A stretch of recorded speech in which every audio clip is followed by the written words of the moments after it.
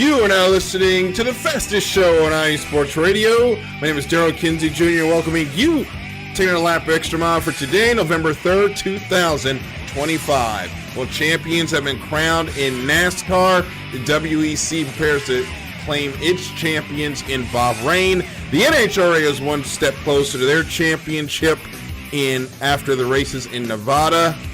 And it is time for a refresh in the world of motorsports. But to help me talk about all of this, of course, my co-host, Christopher Lehman. Howdy, howdy. How you doing tonight, Darryl? I'm doing great. A lot better than my Commanders and my Maryland Terrapins and your Cincinnati Bengals. I don't know which team had the worst performance, to be honest. We tied for worst. What a lovely week. Yeah, well, we'll talk about some happier things. The other side of this break, we're going to pay some bills, and we'll come back to start the show right after this. Sit tight. Be right back.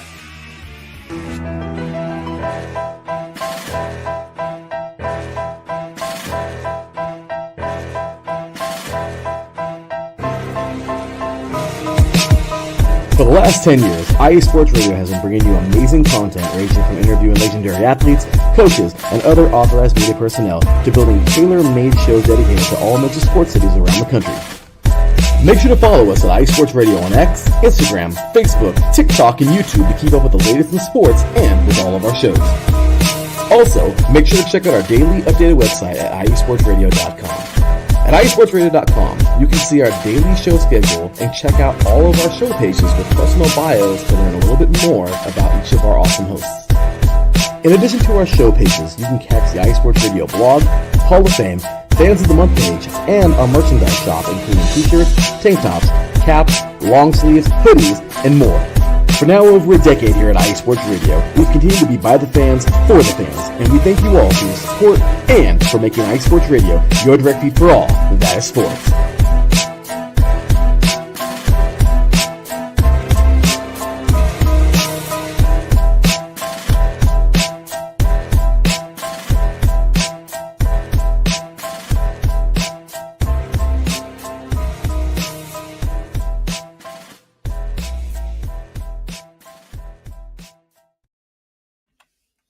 And we're back here in the Extra Mile on iSports Radio, your direct feed for all that is sports. And it is time to review the closer of the 2025 NASCAR Cup Series Championship. And that is, of course, championship weekend from the Phoenix International Raceway. And Chris, no matter what, I am so glad that we're about to see the back teeth of a one race winner takes all championship format. Absolutely. I'm with you there, and we'll talk a little bit about each series individually. I think Truck Series came out how it was supposed to, how we all expected it to. Surprise in Xfinity, and I think kind of a toss-up. Half the people probably expected Cup Series to turn out how it did, and the other half was a little blindsided. So again, we'll talk about them a little more individually, but I think overall I'm excited to see the back end of this. Yeah, as someone who was a staunch defender of the playoffs, I kind of just got worn down over the years, and I think about midway through this playoff format, it kind of clicked that Corey Heim and Connor Zilisch were the best two drivers in their categories this year. And coming into Phoenix, there was a chance that neither of them would win the championship because it all comes down to one race. That's pretty unacceptable for how well their championship seasons went. And it's not like they had times where they struggled. They were not just the dominant power, they were the power in their category or in their series all season long. Yep, I was muted there for a second. Yeah, it is tough to accept defeat when you have been the dominant person. I think Dale Jr. showed a lot of class after the Xfinity series, and again, we'll talk about that a little bit later in the show, but things worked themselves out in trucks the way it was supposed to work. Corey Heim was the rightful champion, and he is a champion. Well, it almost didn't come to be, as we'll start with the Truck Series Championship, where after a late race crash, the trucks come to pit road. Heim takes 4 tires, ends up back in 10th, and Twitter is already pre-angry. Yes. That he was not going to win that championship, and they were already winding up. And Corey Heim makes the greatest move in NASCAR playoff history. 7 wide in the turn 1. He is about half a foot off the wall. Yeah. Comes out of it in second. There's a big crash in turn 3. That sets up the eventual restart where Corey Heim wins his 12th race of the season, is 1 below Jeff Gordon for the overall record of most wins in the modern era with 13. And Jeff Gordon did that in the Cup Series. But Corey Heim, his talents are wasted in the Cup Series or in the Truck Series. He's got to get a Cup ride at some point. Yeah. I don't disagree with you by any means. Good things take time. So I think this season was a great, a great way for him to showcase his skills. And I was going to save this quote. Well, we'll reiterate this quote in the Xfinity Series, but Jesse Love's dad, Duke, said it best. And again, you can apply this to the Truck Series as much as you can the Xfinity Series. He said, I would say the purpose of the Xfinity level is to prove yourself and to prove your mettle in order to do what? In order to reach the Cup level. Mm-hmm. Connor has reached that goal. And all you got to do is change Xfinity, Cup, and Connor, and that fits for Heim as well. You go in trucks to get a seat in Xfinity. Heim has proved that at the very least he deserves a fair shot in a Xfinity car or whatever the title sponsor will be next year. O'Reilly Auto Parts next year. O'Reilly. Yeah. We're about to get to Xfinity. I am so glad we will never have to hear, and I love Xfinity. Thank you so much for being a partner in NASCAR and for the second series for as long as you were. I am so glad I don't have to hear as fast as Xfinity Internet or Xfinity Mobile or whatever ever again. Chris puts that in his notes to repeat weekly. Oh, God. And look, I get why they were doing it. You got $600 each time you said it, so... Does that apply to us, Xfinity? Please let us know. Please, Xfinity, hit us up in the chat. We'll say it as many times as you want. Yes. If we can get that $600. Darryl's already got one in, so that's 600. Yeah. So Ty Majeski finished second. Caden Honeycutt also had a good day. Finished P3, and he's heading the Tricon Garage next year.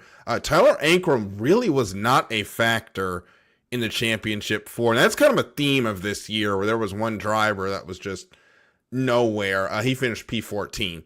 So yeah, you're right. There was across this weekend there was 3 drivers in the out of the 4 who were like top 5 all day, and then one who was like outside the top 10 all day, and that was like across all 3 series. It's kind of wild.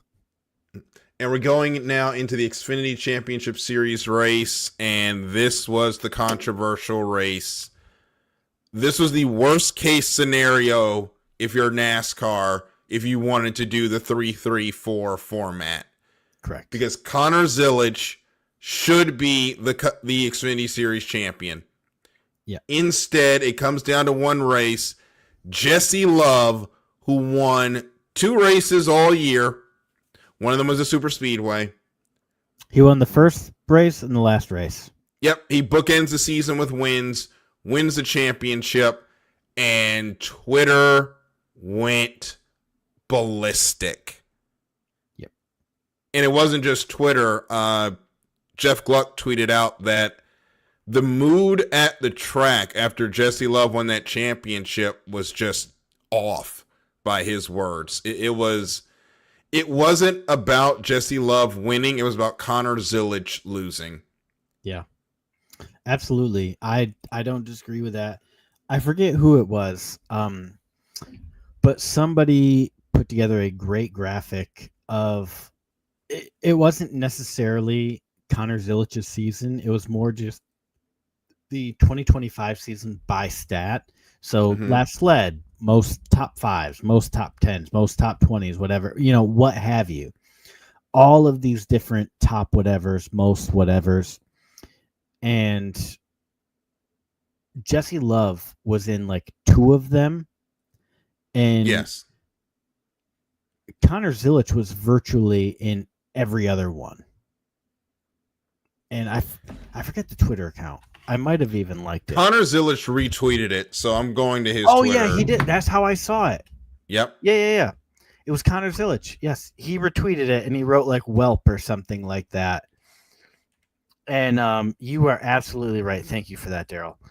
I found it. I'm going to show it to you right now because this is going to tick you off. And I think it ticked off a lot of people. It has the account in it as well.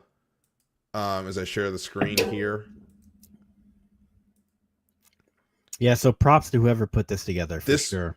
Yeah, this was NASCAR Insights that posted this. Look at the amount of 88 in this. Zilic is on there 3 times. I said 2. So I wasn't far off. Well, Jesse, I mean Jesse Love, but yeah, we know what you mean. What did I say? You said Zilic. Oh, he is in there 3 times, and then about 40 other times. Yeah. Yeah. See, I remembered Zilic and Allgaier being in there like every time. Yeah. Allgaier makes sense. Carson Kvapil had a good run at it, though he was the non-factor for the Xfinity Series. Allgaier also had an opportunity, but just faded late. But Allgaier was running really good through stage 1 and 2. Yeah, and then the proverbial cliff. Yep. Just the third stage, those JGR Junior Motorsports cars fell off, and Jesse Love. Zilic didn't really have anything all day, though. No, he didn't. He outwheeled his car.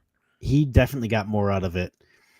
And Allgaier looked good, like again in the beginning, or in the first 2 stages. But how about like Dale Jr. though? You have a 75% chance to win the championship, and you lose.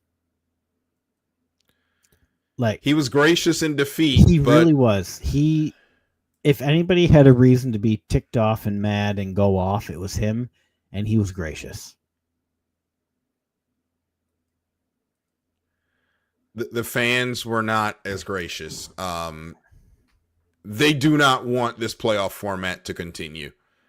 And I don't know when NASCAR plans to make the announcement of whatever format they're going to. It sounds like it is going to change. Because they're figuring it out now.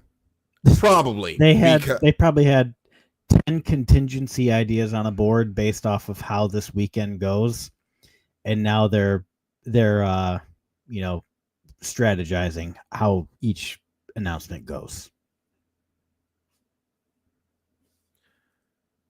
And I think they're also waiting to see what happens with the lawsuit. I think that's also going to play into this. My conspiracy theory hat is that's going to play into this. And if that doesn't go their way and they've already lost their counterclaim, they're going to need as much good PR as they can get. So I would imagine they're going to open the floodgates on getting the fans back on their side.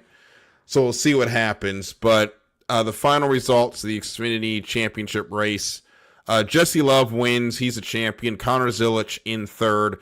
Justin Allgaier in fifth. And Carson Kvapil 13th. Just not a factor all day long. And that brings us If to I had Cup. If I had a gun to my head, I would not be able to say Kvapil's name. I only know it because his dad was in the Truck Series. Like, I'm sorry, but that is just such a tough name. as a U.S. based speaker, that is tough. That is a hard 'Cause last name to pronounce. KVA is such an unnatural way for us to speak. Mm-hmm. And then I think of like Jeff Burton saying Kvapel when he couldn't even, when he was saying like Van Gisberger and stuff like that. Like Van Gisbergen is such an easy name and they couldn't do that, and meanwhile these guys can rattle off Kvapel like it's nothing. Like, yeah, that one didn't make sense how they kept butchering Shane Van Gisbergen's name. They had weeks to prepare for it. You'd think they'd be able to just, this is rehashing an old thing, but they had weeks. Yeah. And they still butchered it every other time they said it. So now that brings us into the Cup Series championship. And Denny Hamlin and that damn clutch. That issue reared its ugly head again. Despite that, though, he absolutely dominated the race, led 208 laps. There was a great battle between all four championship cars between lap 216 and lap 217 that Hamlin ends up winning and eventually leads, but with 3 laps to go, William Byron hits the wall, and then they come back to pit road, and the tire call that will haunt Hamlin the rest of his career. Larson takes 2, Hamlin takes 4. Larson restarts 5th, Hamlin restarts 9th. He cannot reach Kyle Larson in time. Denny Hamlin, for the 7th time in his career with a chance to win the championship, comes up short. Kyle Larson is a 2-time champion, and it was another day where it just felt like the wind just came out the building. Yeah. And, it says a lot when all of your competitors basically in their post-race interviews come out and say, like, I feel really bad for, the 11 team. Yeah. I mean, Larson said it, Briscoe said it, Willie B said it. Everybody was like, it just sucks for that 11 team. And that, I mean, Hamlin, he has been vocal about the Cups, the playoff series, right? He is not a proponent of it. But if it wasn't for that, he would be a Cup Series champion on a 36 race schedule. So to a degree, he kind of is owed one. And you just think, how many more times does he have this left in him? He said Sunday he doesn't ever want to drive a race car again. And I know that's in the moment, but it's feeling like when Carl Edwards retired. Yeah. You just wonder, how much does Hamlin really have left in the tank? And he is a more than capable driver, and he is capable of getting back to I saw that too. Kevin Harvick is the master of social media trolling. This was after. Yeah, right after. The championship, after Hamlin loses. Within minutes. Yeah. Hamlin is more than capable of getting back to the championship for next year. But it just comes back to that want to. He said, I don't want to get in a race car again. I believe that. Yeah. I could see him just saying, screw this, and focusing on being an owner. I could see it. Because as an owner, he's got 20, 30 years to become a champion. As long as he wants to be involved with that team, he can be a champion. Heck, probably longer than that. Yeah. So, I don't know. I'm gutted for Denny, though. I wanted him to win. I said it last week. I said it, in our group chat, stuff like that. I wanted Denny to win. And I was absolutely gutted for him. It hurt. Especially it with really did. Especially with 3 to go. I even I forget what I think I was cooking dinner. Mm-hmm. And I was watching it. I was cooking, and I walked in and said to my wife, I was like,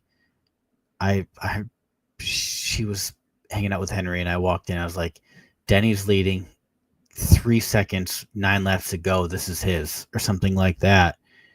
And she looked at me like, "What you talking about?" And and yeah, I jinxed you, Denny. I'm sorry, but I'm gutted. Hurts. I'm gutted. Yeah, but on the other side, Kyle Larson, second championship, becomes the 18th driver in the Cup Series to win multiple titles, and that team performed when it needed to the most, and Cliff Daniels made the gutsy call, and now Larson's a 2-time champ. Now, I saw a thing that Kyle Larson is the 3rd Hendrick Motorsports driver to win multiple championships. Is that true, to the best of your recollection at this moment? Gordon? Yeah, Jeff Gordon, Jimmy Johnson, Yeah. Kyle Larson. That's it. Yeah. Okay. Because Terry only won 1. Yep. That's what my thought was too. But then I was like, is there anybody I'm missing? But nope. Yeah. Isn't that kind of wild? He's only been with the team 4 years. Yeah. That team has so many wins, though, Hendrick Motorsports. It's surprising that Larson, that they only have 3 multiple championship winners and only 4 overall. Yeah. To be honest, it's wild. So I think the only reason that I don't mind seeing Larson win is sorry, I'm thinking here.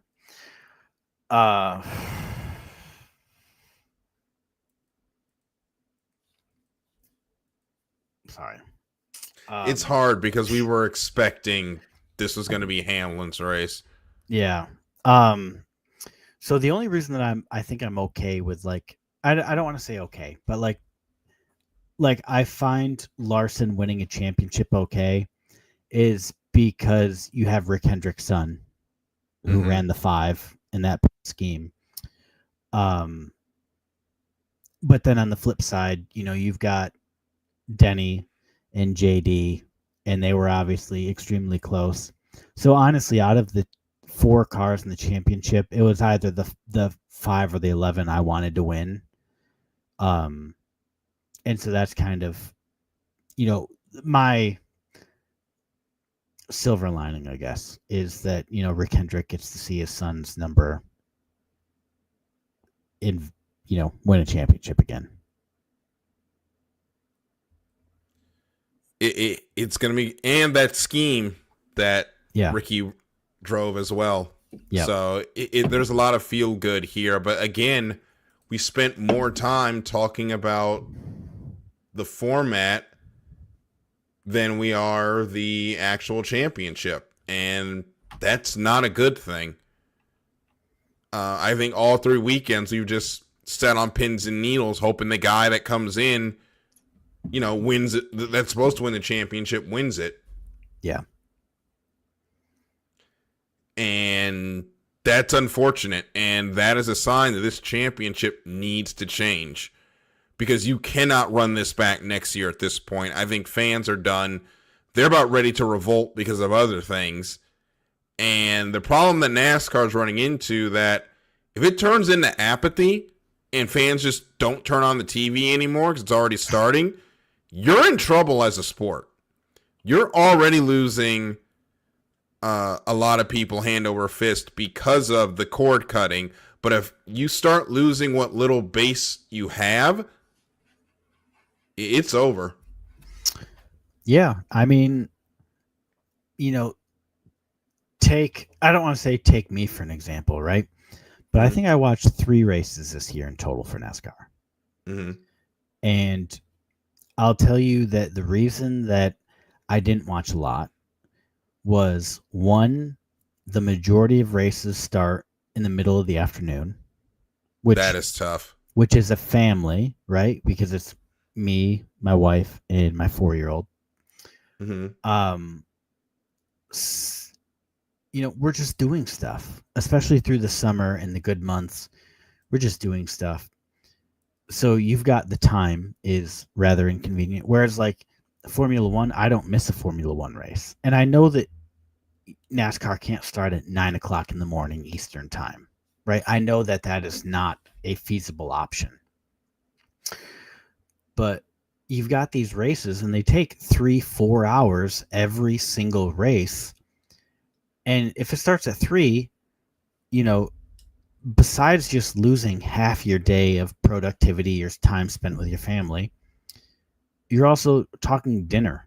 So like now you're cooking dinner and it's Sunday night, so you're trying to have a little bit of relaxation before work starts.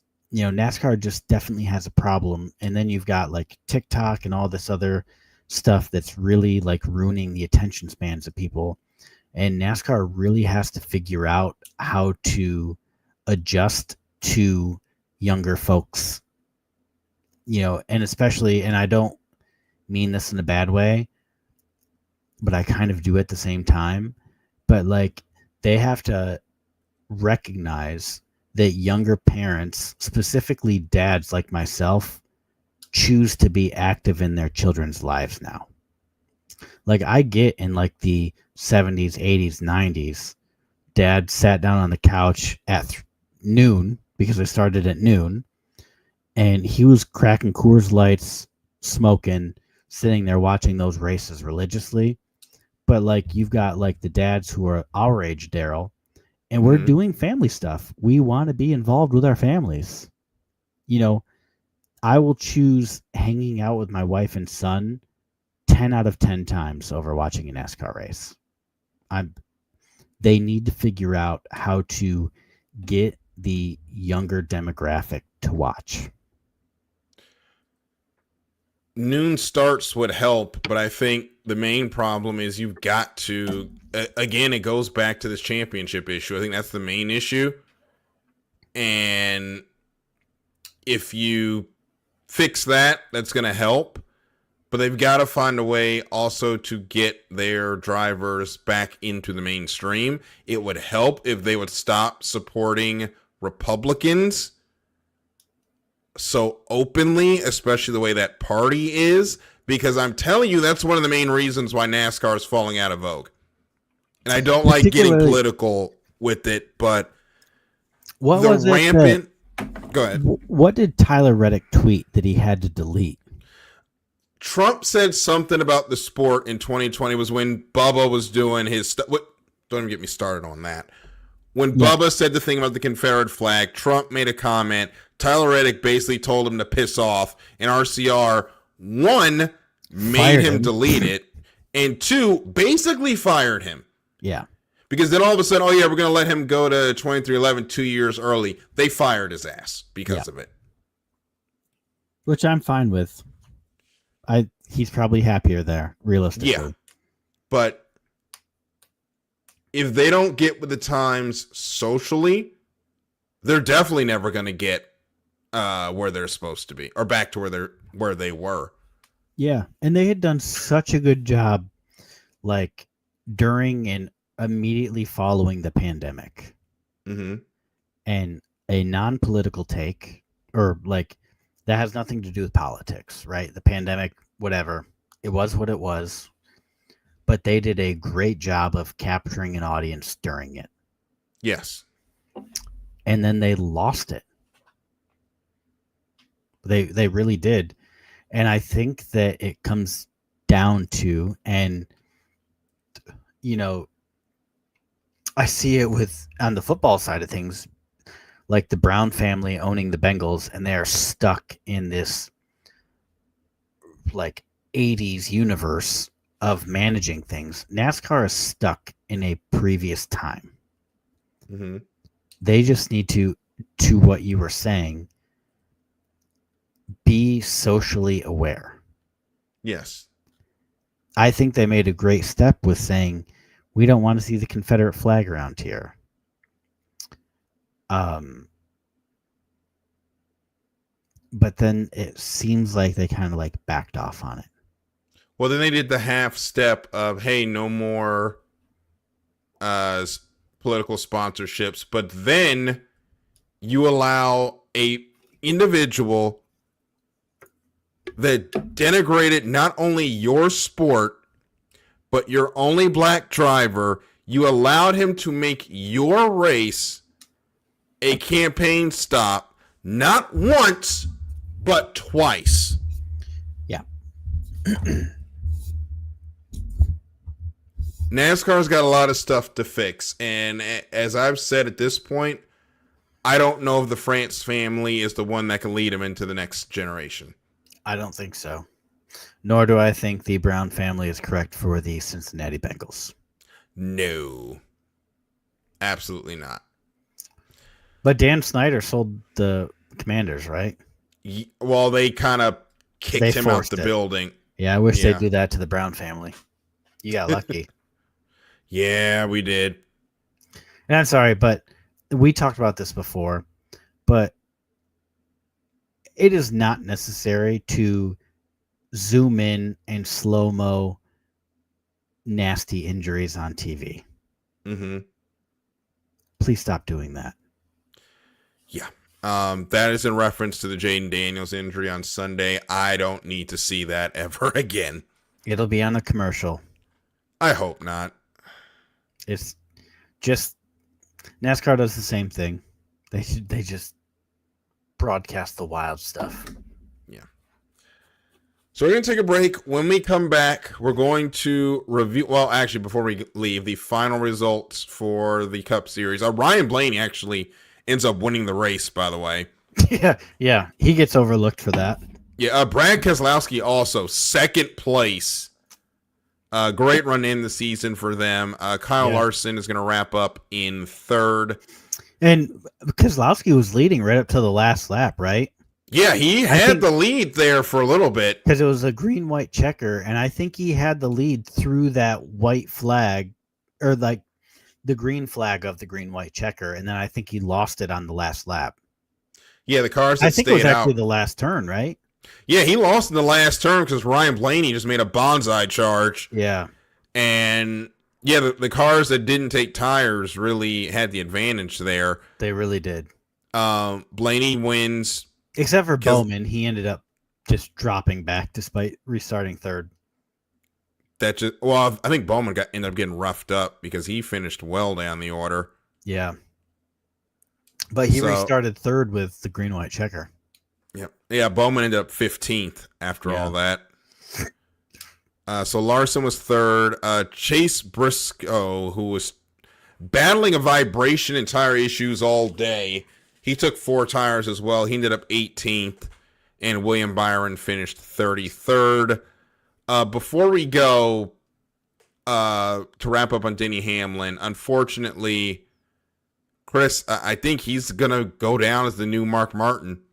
He is the new standard for all the talent and just couldn't win the championship for whatever reason. Yeah. I mean, maybe there's hope. Maybe, he said yesterday, so it's still fresh, that he didn't want to get into a car again. But maybe if they switch to a 36, maybe if they go back to a full season's points, maybe he does come back next year and say, I'm going to win this thing. We'll see. And so we'll just have to see. If he calls it a career, then obviously that's the place he takes. But honestly, as long as Denny Hamlin is in a race car, I think he has a chance to win it all. He just has the potential, and it's always some crap luck that costs him the championship. So we'll be right back, and when we return, you're going to see probably the most convoluted set of scenarios to win a championship I've seen in recent memory. We'll talk about that on the other side of this break here on the Extra Mile of iSports Radio, your direct feed for all that is sports.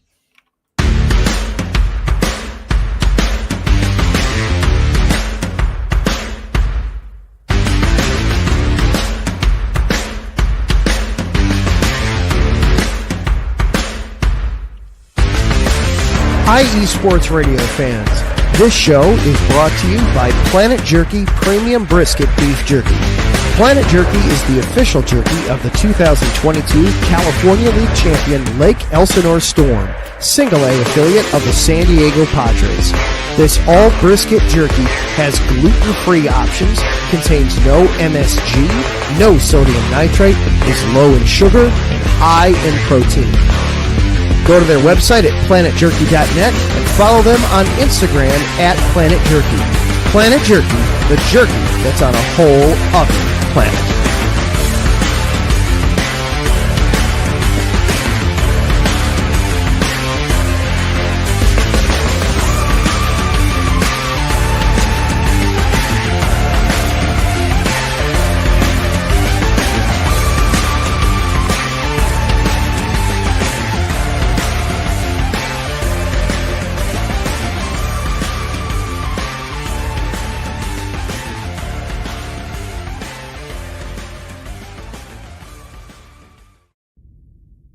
Rise and shine.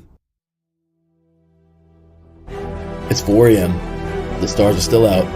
The sun is beneath the horizon, but it's time to punch in and go to work. The comfort of your warm-ups turns into the grinding out of your reps as the clinking and the clanking of the plates create a symphony of euphoria. There's no other feeling like it. Earn it, burn it, and take what's yours. IE Sports Radio has proudly partnered with Vital Apparel, a brand that not only fits great, but also promotes and donates to mental health research. Use our code IESR to get 15% off their comfortable and inspiring gym wear and help them on their amazing journey to support mental health. Go hard, take part in your iron therapy, and be strong. Because when your mental health is as strong as you are, there's no telling how far you'll go.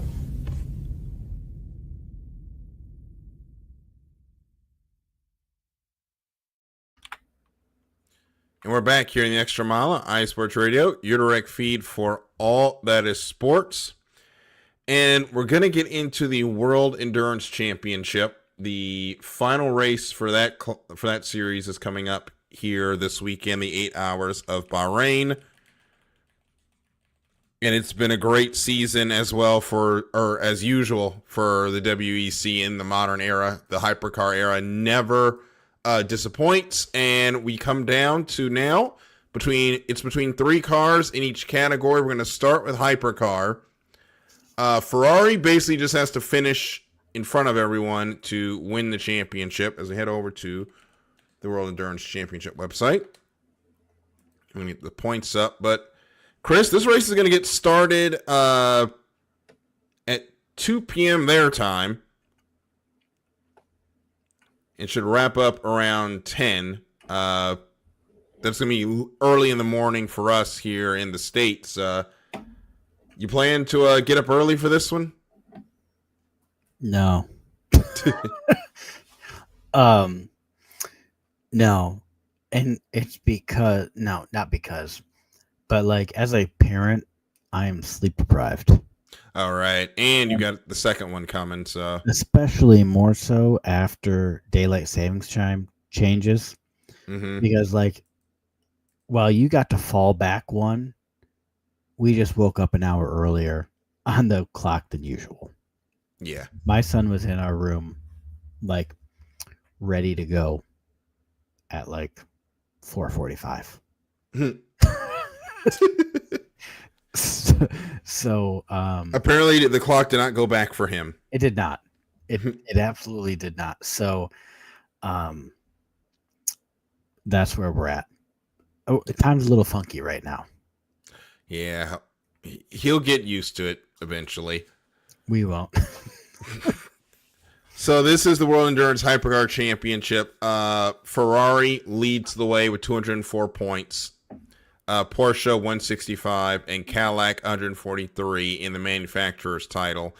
In the driver's title, the number 51 leads the way with 115 to 102 to the number 83, both Ferraris. Philip Hansen, Robert Kubica, Yifei Yi in the 83. And Alessandro Piaguidi, Antonio Giovinazzi and James Collado in the 51. That is where the championship is going to lie in the battle for the drivers with Kevin Estre and Lawrence Vanthor in the 6th. Got an outside chance. There's 28 points on offer on Sunday, so there's an opportunity for them to get to win it, but they would need the guys in front of them basically not to score. But in that all-important manufacturer's title, it's Ferrari, Porsche, Cadillac. Ferrari 204 points, Porsche 165, Cadillac 143. And the WEC has created some helpful graphics to explain how these championship scenarios are going to work. I don't know how helpful they are, Darryl, to be honest. Well, here's the Cadillac one. It is very simple. Cadillac, they need to sweep the top 2 positions. Ferrari scores fewer than 4 points total. Or they get the pole, 1st and 3rd. Ferrari doesn't score at all. And Porsche finishes 2nd and 6th on the day or worse. So, pretty simple. Then we get to Porsche. And they are 2nd. They are 39 points behind. This is their championship scenarios. Pause to read, because I am not reading all of that. They got a lot. That's the definition of too long, didn't read.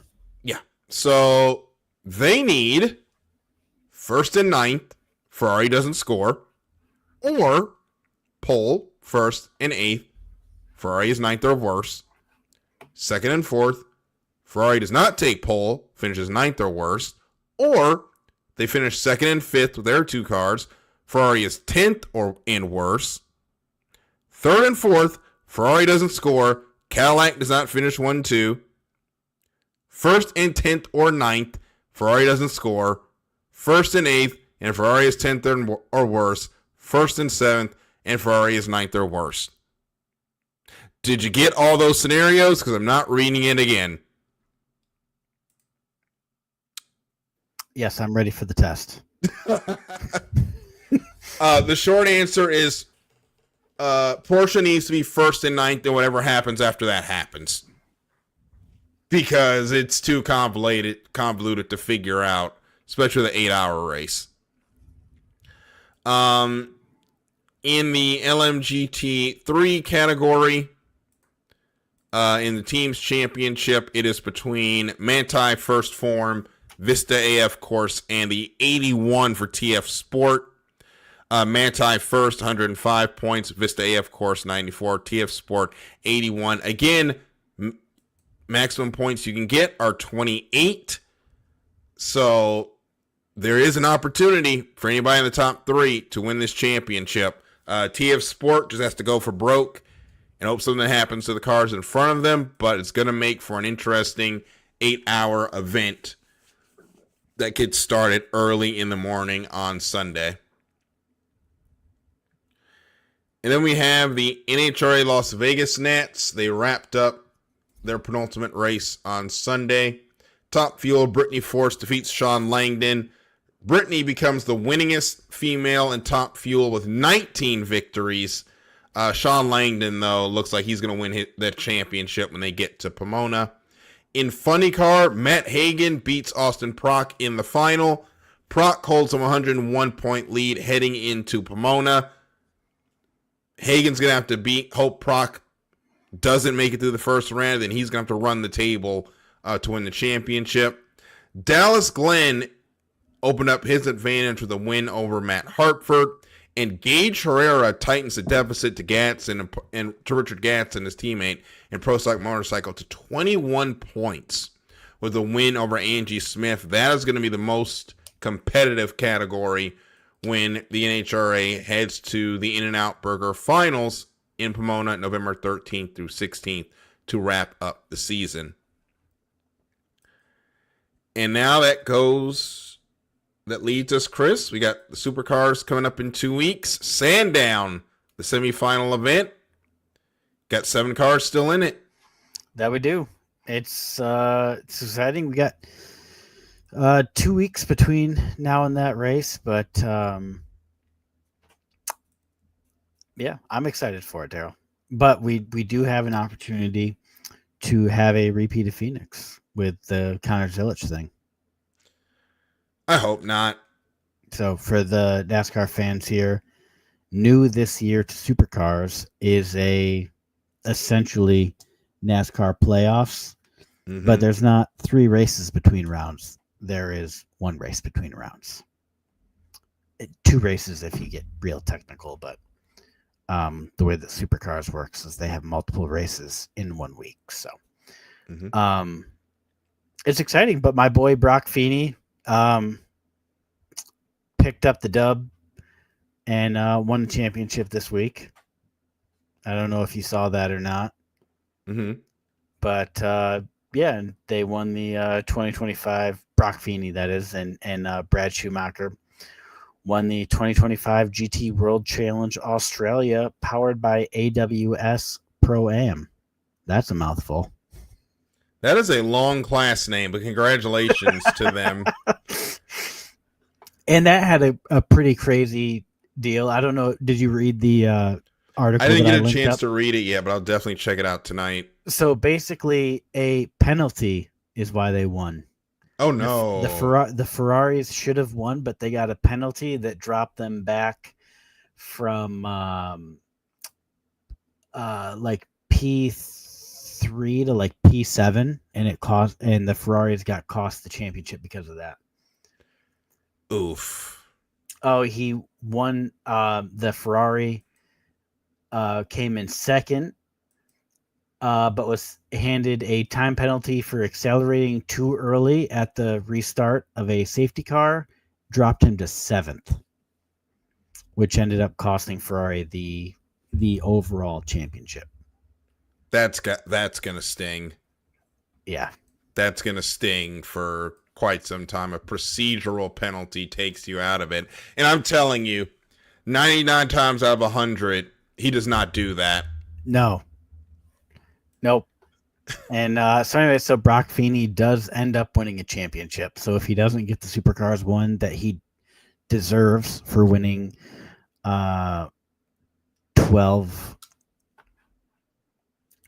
I think it's 12 or it's 14. Yeah, they're 12 or 14 races this season. Yeah. Almost half. Almost half the year he's won, and now he goes into Sandown. He should get through Sandown, but 2 bad races, he's done. Yeah, he even with the 109 points. Yeah, the 109 points is I got it actually as.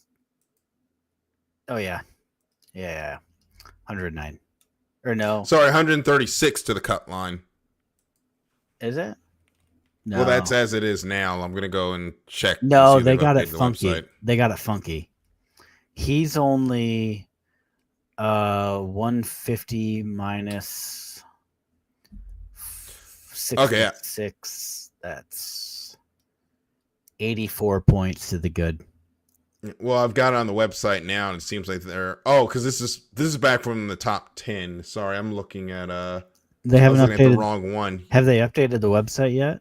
On the website, he's 72 to the good going into this weekend. Yeah, you know, I should have. Yes, he is. I literally have it right in front of me, and I just decided to get more complicated than I needed to. Yeah, I just needed to scroll down, so that's not my fault. He's generally safe with that, but like you said, 2 bad races and you're done. Even with a 72-point lead, that can be made up in 1 race. Yeah, but we're going back into a sprint format, and he's been really good in these sprint formats. Yeah, I mean, Chaz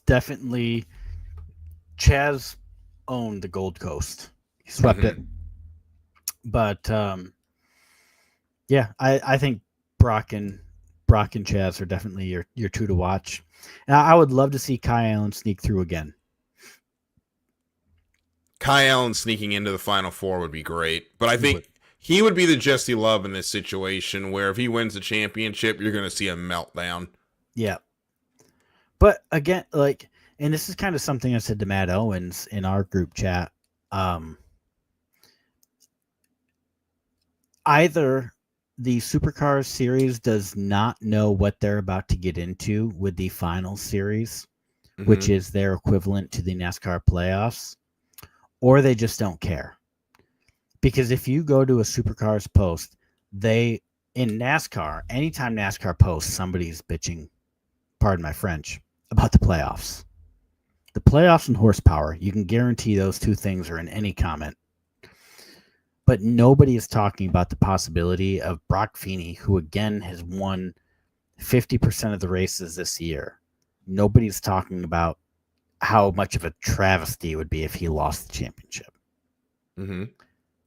So, I don't know. It's a weird parody. Either they just don't know what's coming, or they just don't care. And I don't know which it is yet. We'll find out on November 30th. I'm going to say ignorance more than maliciousness, but we'll see when we come back on December 2nd. Yeah. If Thomas Randall pulls this off, people are going to be rioting. Yeah.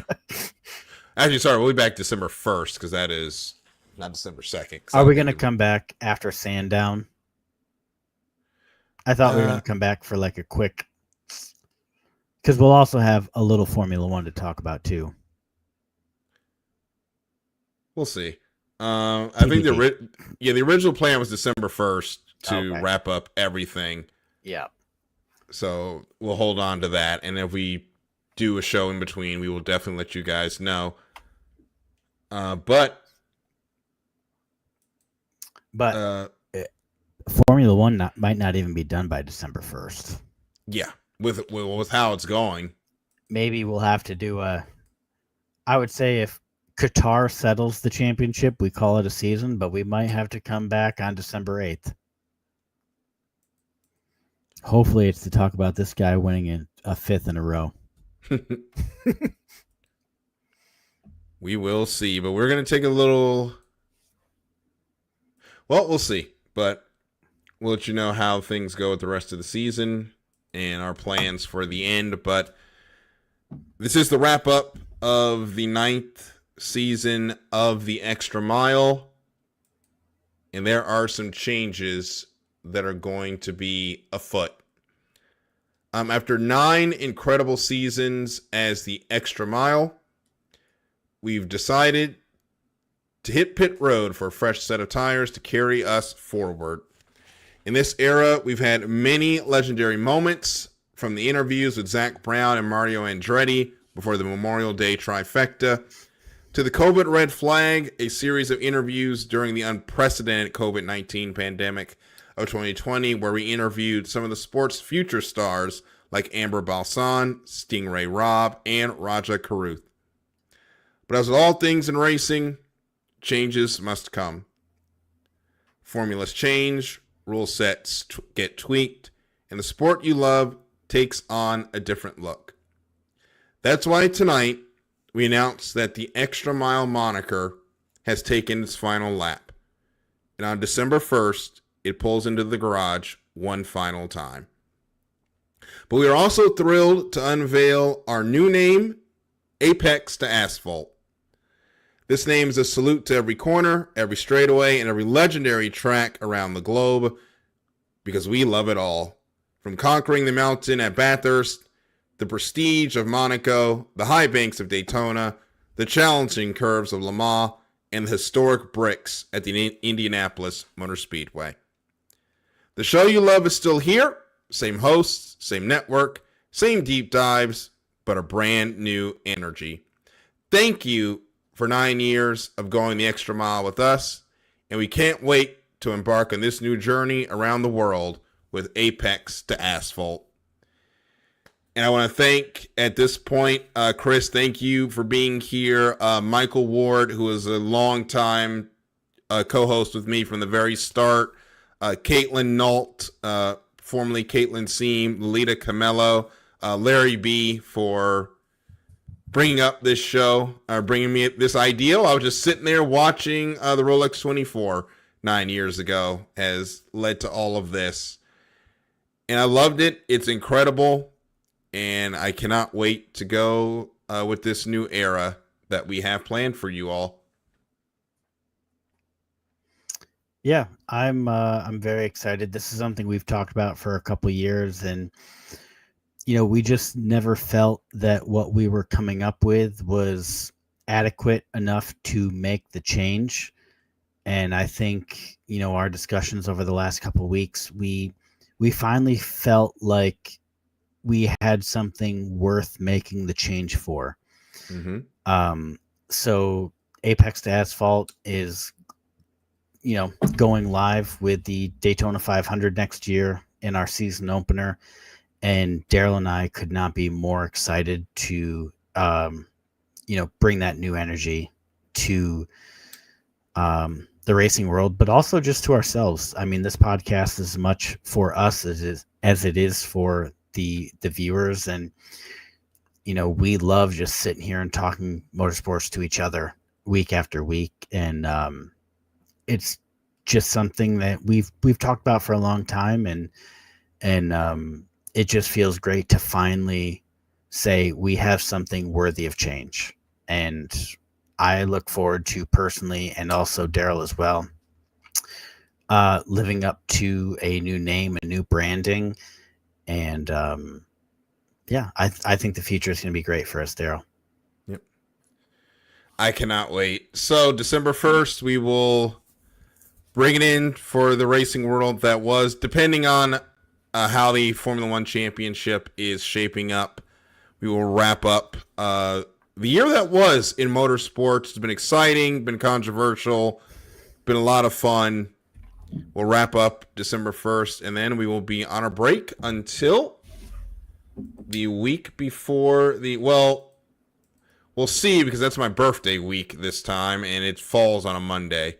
So we may be coming back January 26th. Let me just check when the Rolex 24 is. Well, I will be a part 2 dad sometime Yes. early January. So I'm okay with pushing it as far back as we need to. Yeah. So Rolex 24 will be the 22nd through the 25th. So we will come back January 10th is usually when we would come back. Sorry, not January 10th. Scroll down. January 12th is usually when we would come back, but Chris has baby coming, so Right in that time. Oh Lord. Okay, so we definitely will not be back January 12th then. No, that would be probably like first or second week home. So Yeah. definitely a no-go. Yeah. So tentative. I will definitely be back January 19th. Chris, you have much more important duties at that point, so Yeah. You just let me know when you can make it. But Apex to Asphalt season premiere January 19th. Do you have the new logo where you could pop it up or no? Nah, it's on my phone, and unfortunately I didn't transfer it over to my computer, but we will get that out there. I will I can pop it up quick. Okay. I think. Give me just 1 second. Well, here's a quick. So, little sneak Looks preview. good. And I was very excited to see this at work today when Chris texted me. Yeah, it took quite a while to get that worked out, but just persevered through it and had a little bit of feedback from you, which was great. And I think we're on the right track for 2026. I'm looking forward to it. We won't do any social media changes or branding until after the final episode of The Extra Mile, so we will stay that for the time being. So until then, for Chris, for the final I'm Darryl, and for the final time, thank you for watching The Extra Mile, or for listening to The Extra Mile, and we will see you at the next green flag. Good night, everybody.